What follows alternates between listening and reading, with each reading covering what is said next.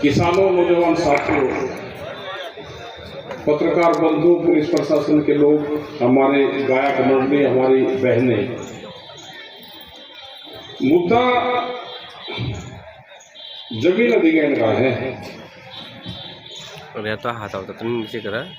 अधिकारी से बातचीत भी आपकी हुई, अधिकारी ने भी कहा कि भाई नहीं लेंगे, लेकिन निगाह रखना पड़ेगी। ये कागजों पर कितना ही काम कर लेते हैं। तहसील में निगाह रखना, कभी ये पूरी जमीन उन्हीं के नाम चढ़ा दे। और आपका आंदोलन अभी शुरू है। आपका आंदोलन जब भी किसी क्षेत्र की जमीन अधिग्रहण होती है,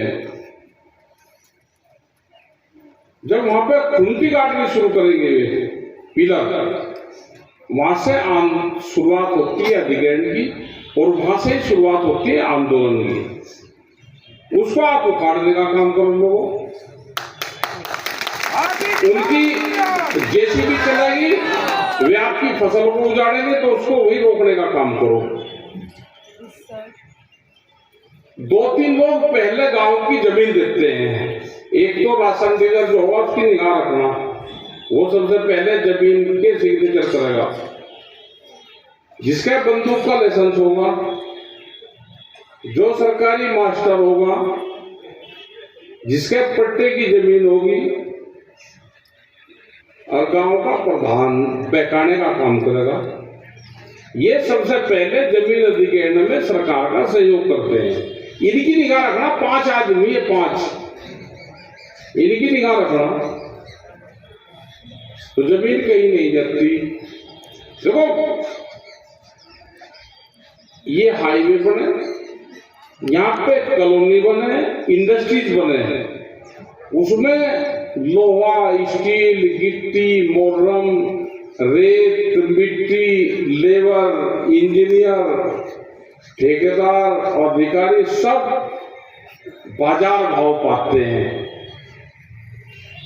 और किसान की जमीन सस्ती चाहिए, ये गणित हमारी समझ से बाहर है। अभी मतलब सब चीज बाजार भाव पे है, उसे बेचेंगे भी बाजार भाव पे, लेकिन किसान की जमीन सस्ती चाहिए। इसलिए चाहिए कि सरकारों का काम है कि इन्हें डरा के, धमका के, बांट के इनके खेत पे कब्जा करो। सरकार एक नारा दे रही कि बटोगे तो कटोगे। हमने कहा वो नारा तो झूठा है, लेकिन बटोगे तो लूटोगे जरूर। मतलब 750 संगठन से ज्यादा तो अब लोग खूब बन लिए किसान संगठन। किसानों को यही नहीं रास्ता बैठे कि असली कौन सा है, नकली कौन सा। आधे तो सरकार ने अपने बना दिए, वे सरकारी भाषा बोलते हैं। एक आधा शब्द उनका आता है कि ये सरकार की भाषा बोल रहे हैं, सरकार उन्हीं से बातचीत करेगी, वे सरकार की तारीफ करेंगे। तो ऐसे लोगों से भी बच कर रहना, और अपने संगठन पे ध्यान दो, आपके जो लीडर है उस पर ध्यान दो, तो ही आपकी जमीन बच सकती है। बहुत लोगों ने क्रेडिट कार्ड दे रखे। यहाँ पे अभी आए केसीसी, अगला आंदोलन चलेगा केसीसी मुक्त अभियान, कर्जा मुक्त अभियान। आप अपने घर से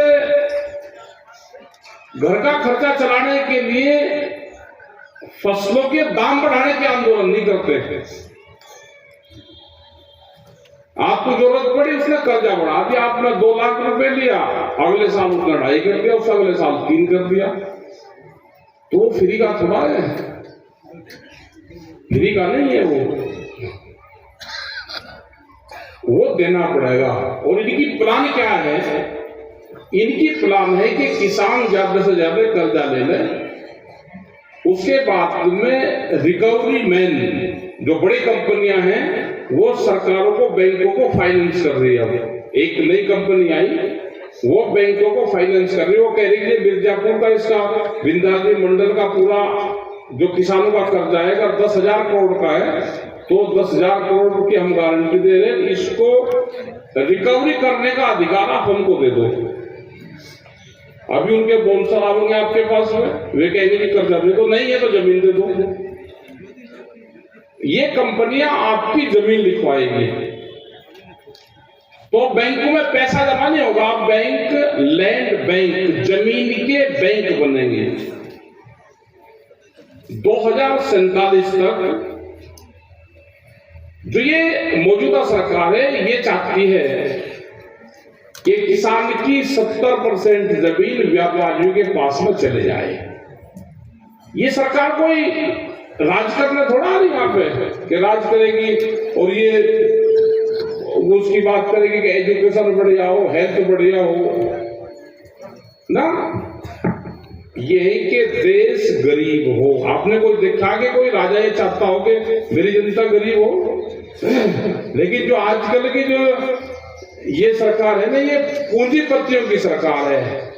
एक पूंजीपतियों का गैंग देश में आ गया, उसने एक पॉलिटिकल पार्टी को पकड़ लिया, उस पॉलिटिकल पार्टी पे कब्जा करा और कब्जा करके उसी का एक तो हथियार बनाया, उसी से ही अपना काम कर रही है। कि सरकार कैसे चलेगी वो तो आपको पता, यहाँ लाइन लगी, दिन को कोई रास्ता नहीं था चलने का, तो सरकार तो लगाई थी उन्होंने कि जनता ने कि जनता कैसे चलती है।